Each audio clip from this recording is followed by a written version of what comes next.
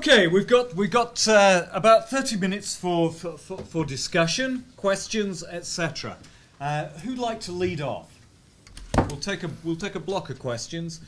Okay, lady over there, could you give your name and your affiliation? Yes, my name's Elizabeth Blunt. I report for the IRIN news agency, which you probably know.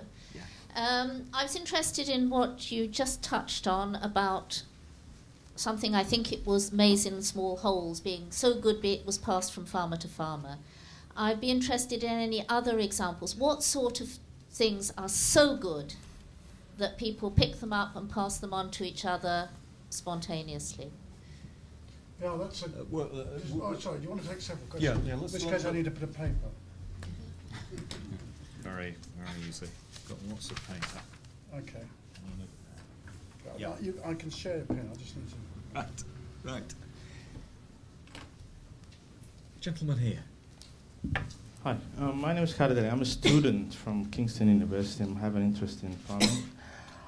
Originally, I come from a country called Somaliland, which is not recognized in the Horn of Africa. It's quietly peaceful.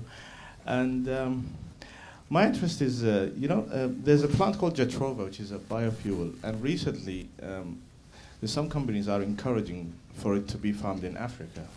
A British company has bought some land in Mozambique.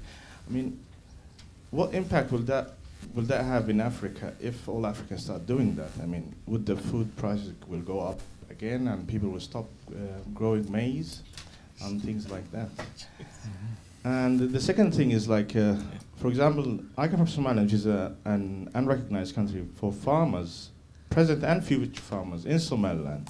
How could markets will be open for them in Europe or in other countries? That's what I would like to know. Thank you. Okay. Gentleman here.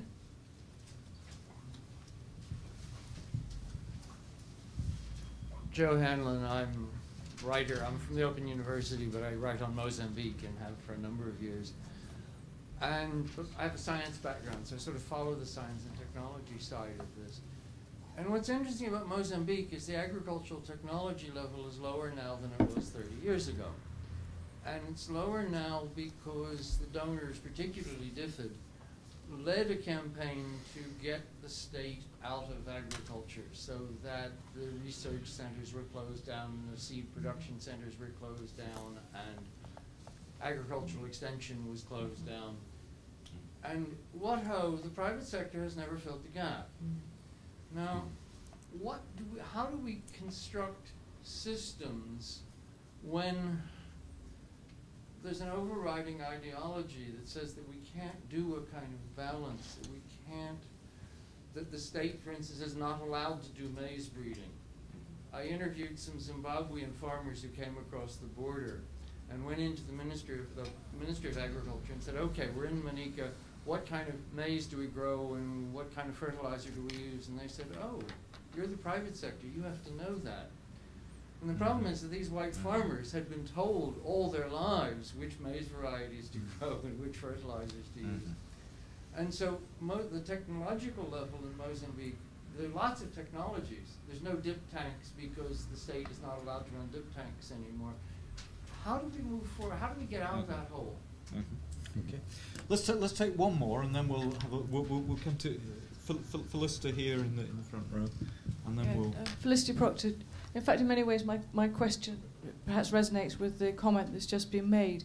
We now have a real opportunity in agriculture because of the massive funding being put in through the new Agriculture Trust Fund in the bank, USAID, the G8, G20 commitments, the CADAP 10% commitment in agriculture.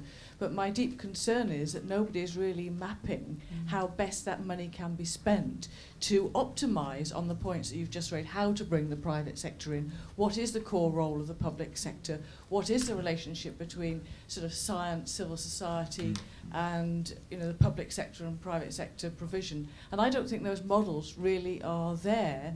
And even if we've got some crude ideas, nobody's putting the bits together to make sure that we use the money that's being allocated now efficiently and effectively so we do have sustained change. And I really think that we need to be moving on from the comments that we're hearing now about how this fits within that structure and need people like yourselves to make constructive comments on how those funds should be used. I'd like to hear your thoughts on that.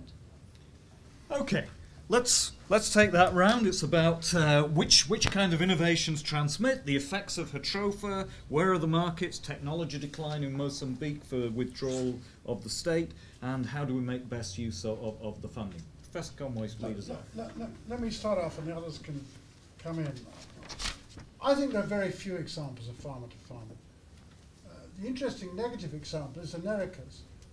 I and many other people thought that the new rices, because of course you can simply pass your rice from farmer to farmer, there's no difficulty in doing that, would just spread like wildfire, and they didn't.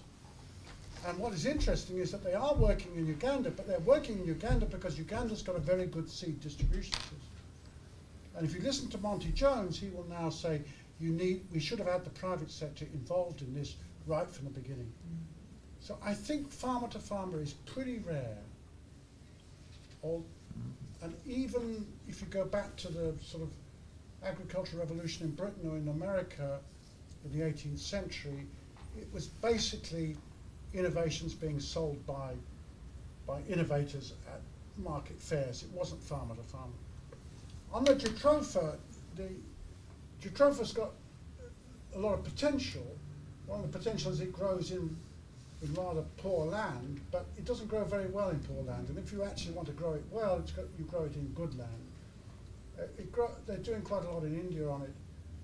The issue about whether or not it will affect food production in the country has to be determined country by country.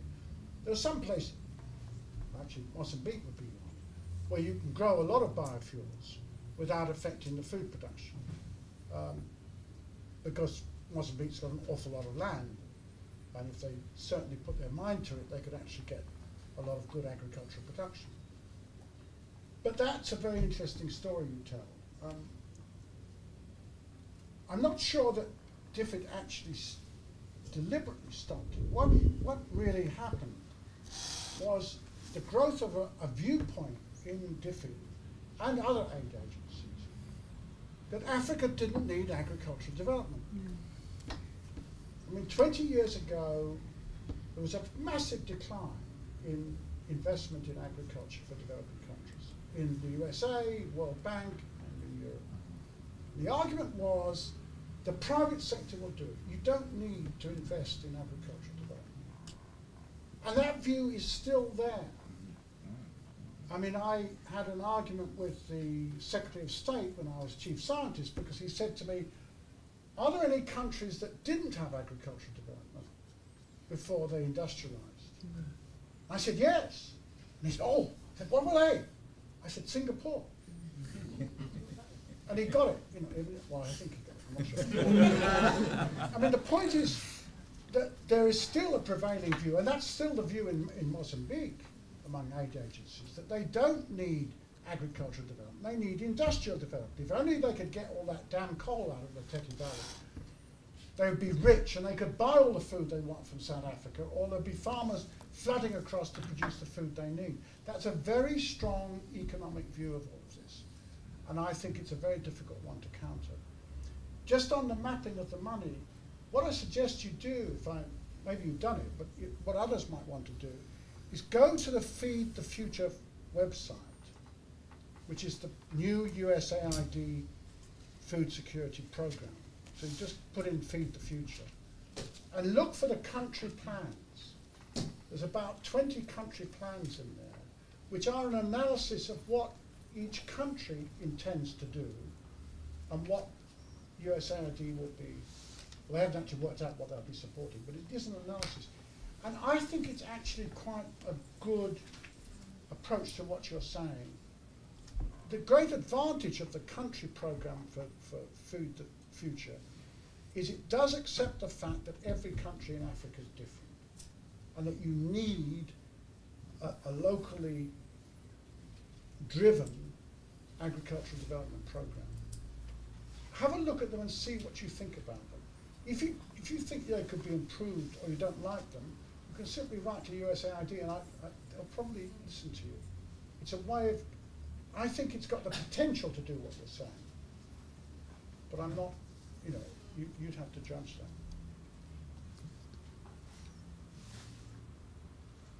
Jim, do you want to go? I just make a comment about Elizabeth's question. I think we have to start by saying you can't doubt the power of farmer-to-farmer transmission. And we just think historically about, for example, the development of the cocoa industry in West Africa or the spread of cassava. There was no formal extension, there was no research, it just happened. So if we don't want to doubt in principle that farmer-to-farmer transmission can work and can be incredibly powerful. I think when we look at examples for today, so yes, the conservation agriculture is one example where people are pointing to and saying, looking, it's spreading all over the place on its own. Another example is the system of rice intensification. What's also interesting is that both of those examples are heavily disputed. They're heavily contested. Yes. So Ken Giller, a professor at Wageningen earlier this year, published a wonderful paper called Conservation Agriculture in Africa, The Heretic's View, I think it is. And he just basically very systematically rips apart all the arguments about how wonderful conservation agriculture is and how it's moving farmer to farmer and changing the world. And of course, there's a very, very strong debate going on about this whole same dynamic around the system of rice intensification. Yeah. It's almost a stand-up, knockdown fight. And for me, it's very interesting because I think in my 30-some years of reading the agronomy literature, it's about the first time where I've seen real live, active, almost nasty debate within agronomy. And I think that's kind of interesting because it highlights a whole new dynamic within agricultural science, which is on the back of the state withdrawing, so there's other players involved. It's on the back of the participatory agenda. There's a lot more voices in there, and it's not just a closed little game where agronomists know what the deal is and know what the methods are and know how it's all supposed to be analyzed. And I think that kind of contestation around the benefits or disbenefits of different kinds of technology and innovation, of course we see them around GM crops as well, is going to be the trend of the future. Chris? Yeah, just a couple of comments on again on the farmer to farmer. I agree with Jim absolutely about the transmission of what you would call traditional knowledge from farmer to farmer, but also I would differentiate using farmer to farmer as an extension method itself, which can be extremely powerful and extremely cost effective in multiplying up particular interventions that may come from outside, actually making farmers obliged to pass on knowledge, and we've certainly had a lot of success in that area, particularly with cassava, which of course lends itself to that, in particular because of the nature of the way you propagate it.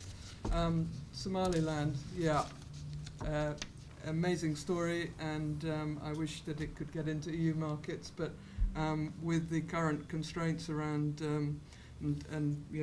non-tariff barriers around animal health, there's absolutely no way in the world that it's likely to in the very near future. There is some work actually done by DFID in trying to get a more rational, risk-based approach to livestock trade based on a better sort of assessment of the risk related to particular livestock products and so on, rather than insisting that animals come from disease-free zones, which is going to be very difficult to develop in somewhere like Somaliland. I think, for me, Felicity's point is absolutely at the heart, I think, of what's happening at the moment with this new interest in African agriculture and some of the new money that's coming in, that there is so little vision for the future of what shape it would look like, the roles and responsibilities, the relative roles of government, of the private sector, of all the players.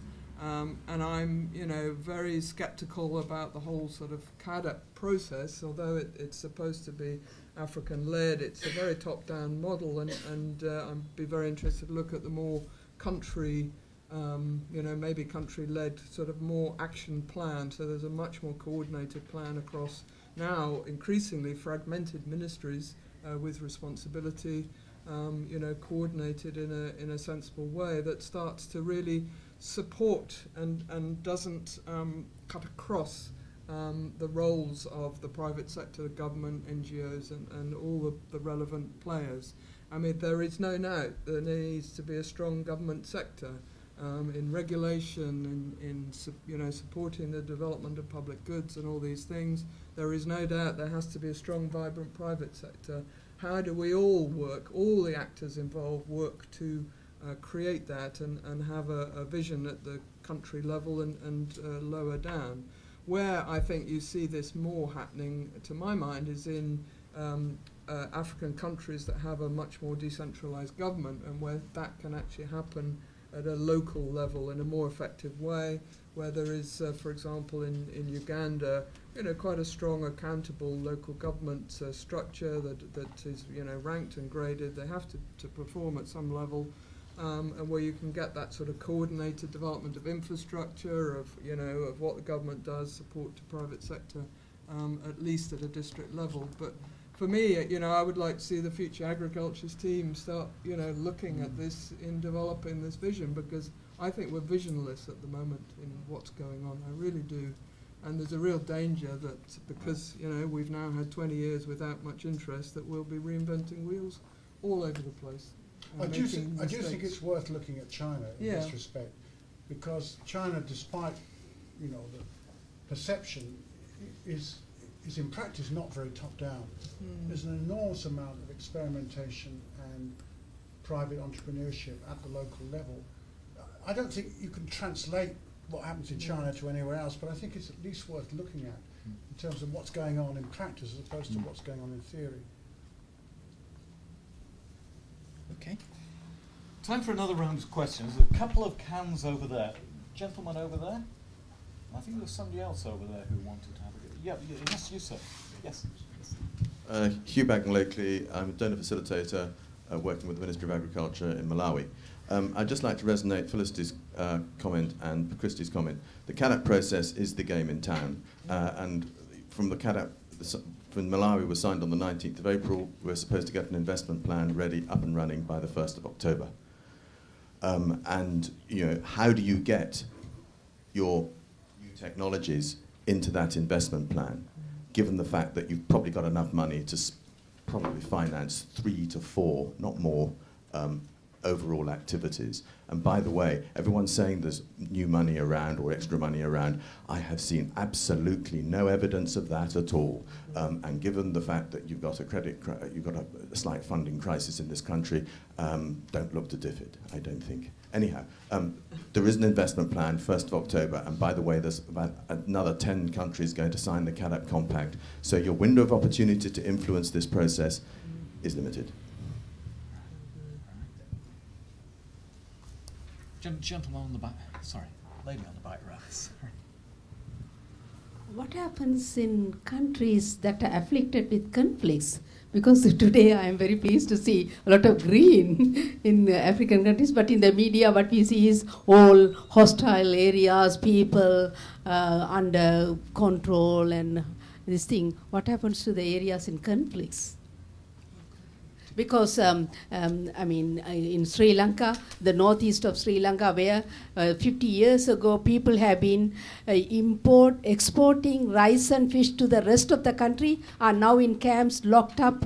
They are destitutes, depending on handouts from NGOs. If they are allowed to go into those areas, they are not even allowed to go into. I want to know what happens in the conflict zones.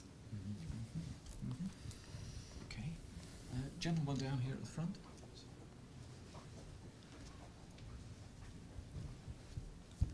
Thank you. Vincent Gassan, I'm a freelance journalist. I wanted to link a couple of questions, if I may. One is Dr. Peacock's talked about. She talked about participatory research and science and so on. What is the alternative? If you don't do participatory, what do you do instead? And also, I was thinking, as I was listening to Professor Conway's presentation, the whole thing's now there's an awful lot of academic science and industry and the private sector, and then one gets a feeling that there's all of that that's getting terribly sophisticated, and then there are the farmers, the majority of whom really can't bridge that gap. And then I was just also looking at Professor Conway's division of methods that can be used from the traditional to the technological and the rest of it. And then I'm just wondering why those divisions. I mean, farming's been around for a very long time. So, and farmers have always done specific things for specific reasons. So why not start with what is being done? And if that isn't working, presumably you'll have studied all of these things, either improve it or just simply say, that one's got to be junked, and then the farmers can understand why they're taking it on and so on. Okay. Lady here, then we're going to do... lady in the green. Sorry, lady. Lady in the green. My name's Pamela McLean from Data Mac. We're very small, we're very unusual, and we're experts in getting two-way communication between the UK and rural Nigeria. So I'm very interested in a lot of the things you said regarding technology not being applied, need to meet the specification of the users, new dynamic in agronomy, more voices coming in and this kind of thing. So my question is, given that I can tap into the voices of rural farmers, how do we connect with people? Who should we be connecting with to enable those voices to be heard, to kind of do the full, all the way around feedback loop rather than top down, and how do we get it done with people rather than at them? Who should we talk to? Okay. Yeah. Lady over on the extreme left. Hi, Melanie Flory. I'm from Peace Helix, an unusual organization again, working with in conflict zones. I'm a scientist of a different ilk. I'm a neuroscientist, and an agronomy project from Ghana fell in our lap to actually look at cognitive thinking technologies to tackle poverty and hunger. My observation from looking at 5 districts of the 22 districts in the Brongo-Hafo region was exactly, Chris, I didn't get your surname, but very much about the lack of vision, of futures-based thinking. What I found is that we are looking at solutions-based thinking, which is very different from futures-based thinking. And there were some very simple questions that the Ministry of Food and Agriculture in Ghana were unable to enlighten us on. And one of my observations was this, that we are looking at change theory in different groups of people. So economists would look at change theory, agriculturalists would look at change theory and all of this. But complexity and chaos theory was not being looked at as an underlying way to look at these problems. The second thing that I noticed was that anticipatory design science, which every scientist looks at, with a vision to the future, was not something that was happening. And one of the simple things that I saw between poverty and hunger, for example, we went there on a project for rice, growing rice, and we're looking at golden rice. However, there are some immediate stuff there, like wastage and pineapples and cashew nuts, that because they don't have access to markets, which can actually bring in immediate funding, but only because there isn't a complexity-based thinking at the bottom of this, that there's actually wastage when there is hunger and poverty there. I'd just like if anybody in the panel could comment on that, or where we would be taking this type of thinking for the future. Okay, let's now put that back to our panel. The observation from Malawi that the funds aren't there and there's a narrow window of opportunity. What do we do in conflict zones? If not participatory agricultural development, what would we be seeing? How do we work with people to listen to their voices? And questions of cognition and complexity and chaos versus more conventional thinking. Christie, do you want to lead us off on this? Or do you want another? That's great. Yeah. You've done it, Christie. Yeah. Tricky. Yeah, I agree with you. I can't see a huge amount of money either anywhere, but there's a lot of talk certainly. I would extend this issue of conflict. I mean, conflict is a hugely complex, difficult area, and I would, we as an organisation work in southern Sudan. We came in as soon as the day that the peace agreement was signed. There's a referendum next year that will determine the future of southern Sudan, and I feel very strongly that we need to be in these places in with a development frame of mind rather than a conflict frame of mind. And there is a huge gulf in the development world between the humanitarian arm and and the development arm, and I think it would be good to see a more development thinking in terms of building peace. I would extend, though, this issue, though, to other people who I see increasingly are being viewed, certainly by donors and increasingly by their own governments, as hopeless people, not just people in conflict areas, but people who are now engaged and involved in various safety net programs, which you do see across Africa, and you do see a rise in the resources allocated to a whole raft of different kinds of welfare programs and safety net programs. And certainly the one in Ethiopia, which is alleged, is called the Productive Safety Net Program, and where most of the money goes. And if you talk to DFID, that's, and they say they spend £1 billion on over 3 years on food security. What they spend it on is on food aid and safety net programs, which are essentially, well, supporting people to not become destitute, but not necessarily taking them forward. And I feel that we, as people involved in agriculture, need to engage a lot more in that area, because that's actually where there's a growth in resource allocation at the moment. A lot of development expenditure is going into this area. There's huge debates about food, cash transfers. What is the impact on that and rural livelihoods? How can we design programs that support these kinds of people to move beyond being dependent on safety net programs? And I feel we need to engage in this a great deal more. I completely and passionately believe in farmer participatory research. I can't see any other alternative. What I was trying to say was that I think a lot of it, as Jim, I think, referred to, is now quite sort of formulaic, and I'm not persuaded necessarily it's very effective in the way that it's actually performed on the ground. And I would love to talk to you more about everything we're doing, because it sounds absolutely fascinating.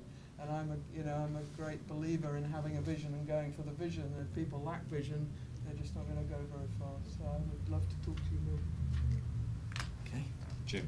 I also would be the idea of anticipatory design science, if I heard that right. Yes. I can see that might lead somewhere very interesting. Yes. But I would, anyway. I'll make two comments. I think you could rephrase your question about if not participatory research, what? Because I'm not sure that's the productive way to go about it.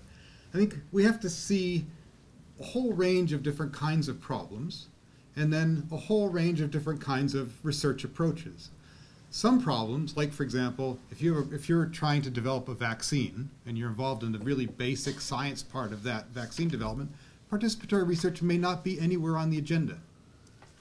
On the other hand, if you're doing participatory varietal selection or varietal testing, participatory research is at the very heart of what you do.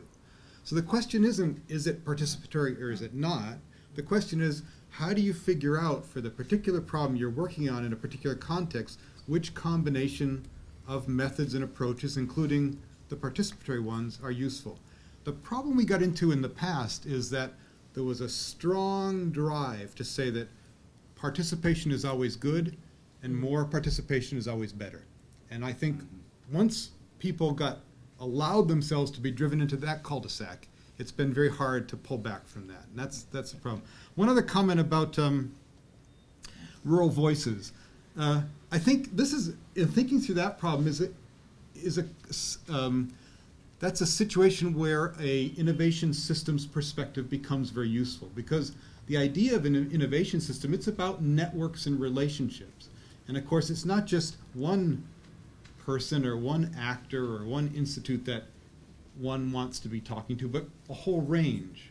And I think if you then start to put those kinds of ideas in the context of ongoing policy processes, so how might farmers' voices be valuable within an ongoing policy process, a CADUP process, for example. I think so you need to look, it's not just in general, but you need to look for very specific opportunities where farmers would have something specific that they can add that's new, and where there's an identifiable result that you want to get through that intervention.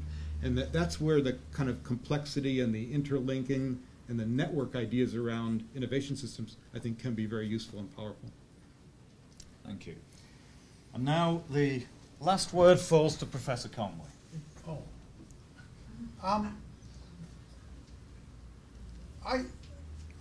So I remember when Robert Chambers and I were really starting off with this participatory approach, the PRA approach, which was in the 1980s. We very deliberately said, we're not going to produce a guidebook. We're not going to lay it down as being a standardized system. And that's why we started off with these things called PLA notes or something. So people just wrote down something they tried, and it went in a little leaflet that went around the world, and people used it. So it was not meant to be rigid, applied according to a textbook. Now, as you say, human beings, what they are, that sort of happened, although even now it really has never become that. There is no great textbook on participatory approaches. And it is meant to emphasize what individuals can do once they realize they've got that capacity to do it and people will listen to them. I mean, those are the two things that are important. And I think you're absolutely right. Some things it works very well, some areas it doesn't work very well. You know, you aren't going to have participatory approaches towards developing a recombinant DNA vaccine for something, as you say. More generally about technologies, I need to qualify what I'm saying by the fact that I was asked to talk about what technologies. I could have been asked to talk about a lot of different things, and that's what I talked about because that's what you asked me to talk about. So I'm not coming here telling you that it's the technologies that matter, and that's the most important thing in the world, and the other things don't. I mean, I don't believe that, but it's what I came to talk about. I think it's getting the technologies in the right context that's absolutely crucial here. Is understanding what it is that you need to do in a particular situation and whether a technology is going to help. I don't actually think it's very difficult to go, when I say for us to go, or for a farm expert in a country or an extension worker to go to a farm and see what problems are. I don't think that's a big problem. It's usually fairly straightforward. There are some tricky problems you don't know right from the beginning. I remember in northern Thailand we couldn't work out why the crops were declining year by year over 10, 15 years. And it was only after a great deal of research we discovered it was a barium problem. Now, something like that, you need really sophisticated research. But most things, you know what the problems are. You can see the problems. You can detect them if you've got any kind of agricultural training. And then the issue is, once you've done that, is it worth doing something about it? What kind of technologies can you use? What technologies are they using? And by technologies, I'm using that broadly. So I don't think that's all a big deal. I used to do it, when I was young. Not a big deal. I think you can do that. I think you can do it in Malawi. I don't think it's very difficult to work out the kind of technologies that Malawi needs or the kind of improvements it needs. It needs a hell of a lot of work on cassava for a start, but I don't think it's that difficult. So I think one can do that. Then the question is, do you have a technology or do you get it from somewhere else? And how do you apply it and what kind of context do you use it in? Or maybe it's not a technology, maybe it's a financial system or something of that nature. And I think that's what you have to do. By the way, I do think there will be money. There will be about $1 billion, there is about $1 billion this year of USAID money, and there'll be about $1 billion plus next year. Congress is voting on it at the moment. It won't be 3.5 billion. In the end, it'll be about 2.7 billion, but there'll still be about $1 billion and $1 billion. And USAID is allocating money now for what is going on, and there will be money. My guess is there'll be money for Malawi. And that's great, because Malawi's, for this weird reason of having had fertiliser subsidy has turned a corner in everybody's perception. Because before that, everybody thought that the only future of Malawi was as a retirement home, right? And now it isn't. Malawi is, probably exaggerated, but is on a rise, on a hope, and people think it's well worth investing in Malawi, and I think there'll be the money. You're right, you've only got to do it in 4 months, get the plan out, but what the hell? That's life. Can I just finally say something about what Jim was saying earlier about innovation systems? As I said, there's 4 chapters in there on innovation systems. I'm not even sure whether Jim's actually looked at them. I have. They have some of the faults that he describes. I realised while he was talking. But I think one of the things that's changed is that we now have global innovation systems out there. You know, there's a global innovation system to produce a new vaccine for malaria. Global innovation system to produce a new medicine for TB. There's a global innovation system to produce rust-resistant wheat. Global innovation system to produce new cassavas. And they're quite complex systems, and I think quite difficult to analyse, and I don't think they've arisen through some formulaic basis. And I think that's great. I think people are learning. They've got big companies, they've got small and medium enterprises, they've got government involved, they've got people on the ground testing ideas and so on.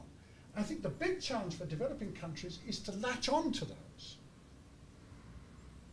If you've got a great global innovation system working on cassava, which is actually what you've got, then how does Malawi latch into that? And how do you get you've got 3 PhDs now who've got their PhDs in cassava breeding in KwaZulu-Natal, right? Great, 3 PhDs in cassava, which is more than most countries have got. How do they now take this knowledge that's all around there about improved cassava and translate it somewhere else? That's the big problem. And I don't think it's a question about, maybe it is about how do you build a national innovation system, but it's not. It's about how do you build some of the elements of a national innovation system that'll work. In other words, let's just take the example of those 3 cassava PhDs. How do you give them, in the Malawi context, the right opportunities to do their own work, to experiment, to find out what farmers want, and to latch into the global system? Maybe it'll kill them, and that's the problem. Maybe it's too much. But at least I think that's a way of approaching it.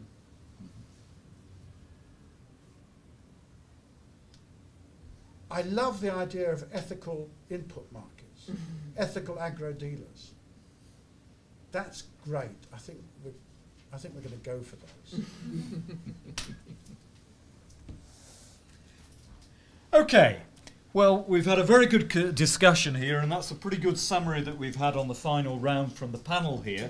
So my duty here is to thank the speakers, Professor Conway, Dr. Sumberg, and Dr. Peacock, and to thank you for coming.